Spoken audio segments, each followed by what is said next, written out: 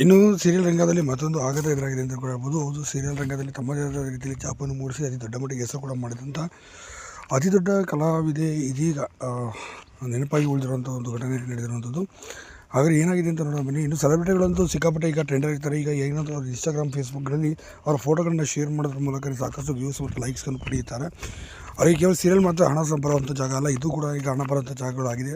ಮತ್ತು ಕೊಲಾಬ್ರೇಷನ್ಸ್ಗಳು ಕೂಡ ಸಿಕ್ಕಾಪಟ್ಟೆ ಬರುತ್ತೆ ಇನ್ಸ್ಟಾಗ್ರಾಮ್ನಲ್ಲಿ ವೈರಲ್ ಆದಷ್ಟು ಅಂತಲೂ ಕೂಡ ಇಲ್ಲಿ ಗಮನ ವಿಚಾರ ಅಂತಲೂ ಕೂಡ ಹೇಳ್ಬೋದು. ಅಷ್ಟು ಮಟ್ಟಿಗೆ ಸೋಷಿಯಲ್ ಮೀಡಿಯಾದಲ್ಲಿ ಈಗ ಸ್ಪೀಡ್ ಆಗಿರೋಂಥ ಈಗ ನಟ ನಟಿಯರು ಈಗ ಸೀರಿಯಲಿಂದ ಹೊರ ಬಂದರೂ ಸಹ ಅವ್ರಿಗೆ ಯೂಟ್ಯೂಬ್ನಲ್ಲಿ ಮತ್ತು ಇನ್ಸ್ಟಾಗ್ರಾಮ್ನಲ್ಲಿ ಜೀವನವನ್ನು ಆರಾಮಾಗಿ ನಡೆಸ್ತೀವಿ ಅನ್ನೋ ಧೈರ್ಯನೂ ಸಹ ಈಗ ಇದೆ ಅಂತಲೂ ಕೂಡ ಹೇಳ್ಬೋದು.